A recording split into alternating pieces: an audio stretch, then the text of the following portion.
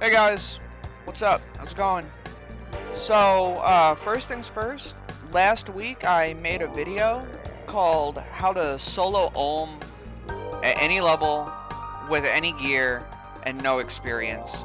And I will have that video linked in the description, but I just wanted to say such a huge thank you. Oh my gosh, the responses I got to that video were just so overwhelmingly positive. I got so many messages and comments saying that it helped a lot of people out. They finally felt like they could go and try to solo Cox, and quite a few of you actually got your first Deathless KCs, and I want to give a big congratulations to you guys. That's awesome. That's literally just what I wanted to hear, and I'm really proud of you guys. That's sweet.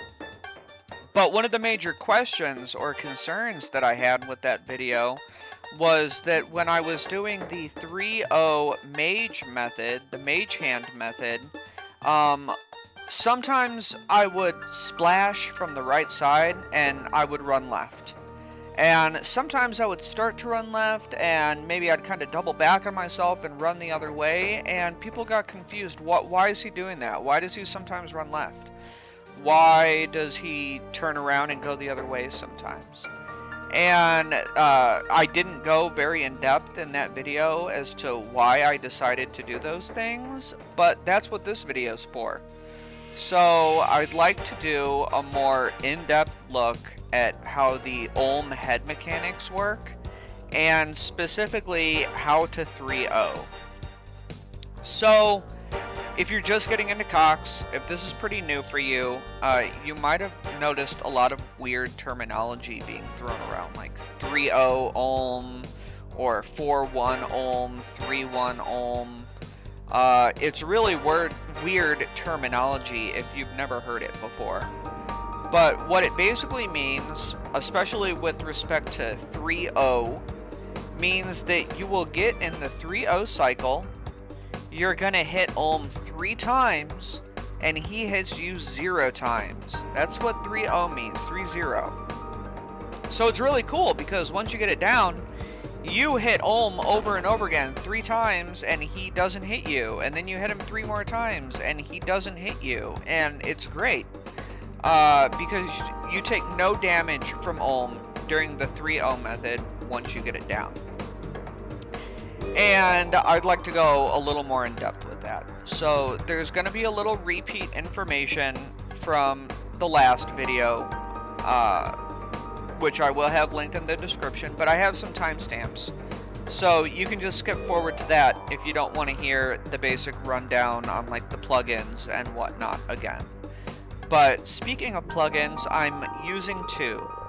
And these 2 plugins are very important in my opinion. You can see this blue tile underneath me. That is the tile indicator plugin. And it shows what tile the game thinks that I'm on. So even though my avatar, my character, moves from tile to tile, it just kind of blips from place to place. So that's where I'm actually standing. That's where the game thinks I'm actually standing. And that's going to be very important when we're fighting Olm.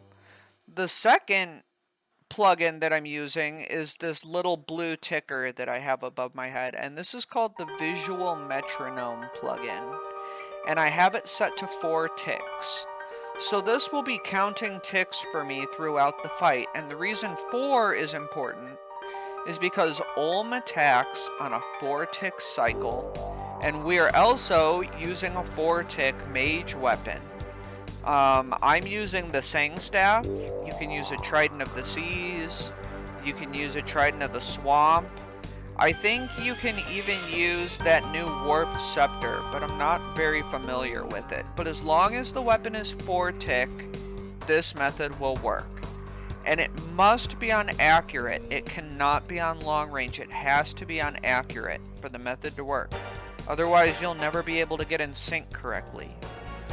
So, with that initial information out of the way, I would like to, when I enter the room, I want to first go over some really basic head mechanics, and then we'll jump straight into the 3-0 Olm, and I'll try to describe what's happening.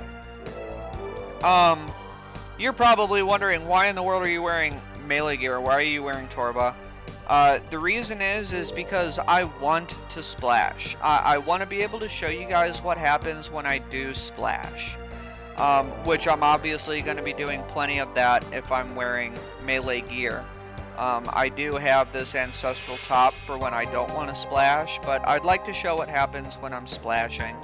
So without wasting any more time, let's just get into it. We'll start with some basic head mechanics. So here we go. I'll throw a Mage Prey on just to start. We'll see where Olm's head spawns. He spawns on this side, and we're gonna watch our tick counter and see what tick does he turn his head on. And it looks like he's turning on 2. So every time my tick counter says 2, he turns his head. And check it out, if I run on 2, he'll never hit me. And I can just mess around with head mechanics this whole time. I can avoid his head completely if I'm always running on 2. There I was a little late, so I'll take a hit. Looks like I got portals, so this is interesting because it throws me all out of sync, right? But I can run on 2. And it gets me right back into the pattern where I'm never being hit.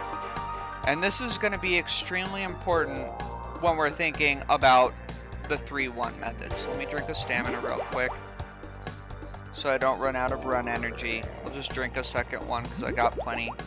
But we run on 2. There we go. I'm late again. Very ranged. Dodge that orb. We'll just get right back in sync. Turns on 2. There we go. So let's do the 3-0 method. So I attack on 2 and I splash. So I attack here and he turns middle, so I go left. Right? Every time he goes middle from a splash on the right, so here goes again, I splash from the right, he goes middle, I go left. And that's what happens when you splash from the right hand side. That was not a splash, so I can do the 3-0 cycle. And here's the 3-0 cycle. It's those couple of tiles. There's a splash, so I run left, but he turns left, so I double back on myself. And I go right. So the important things were, there's middle, so I go left. But if he turns left is when I double back on myself and go right. So here's another splash. He goes middle, I run left. Now let's look at the 3-0 cycle. Start from here. I hit him. I hit him again here. I hit him again here. And this is the 3-0 cycle, so now I am not splashing from the right side, so I'm actually in the 3-0 cycle right now. This is perfect. So there's the splash. He turns middle, I run left. And then I double back on myself. Hit him here. Hit him from the right. And since we didn't splash, we're in the 3-0 cycle. So basically, we can just stay in this 3-0 cycle non-stop. Nothing changes. Unless we splash from the right-hand side. Right? So we're not splashing. Let's see what happens when we throw Torva on and we splash. So here's a splash. And he turns middle, so we go left. The harder part is when he actually turns left, and that's when we have to double back on ourselves. So there's that, middle, go left. We turn back. And we do not attack from the left-hand side. Okay, so there's a splash. He turns left, so we hurry up and double back. And then we get back in the cycle. There's a splash. He turns middle, so we go left. So now let's finish this bad boy up. We didn't splash. We're in the 3-0 cycle. Hit him again.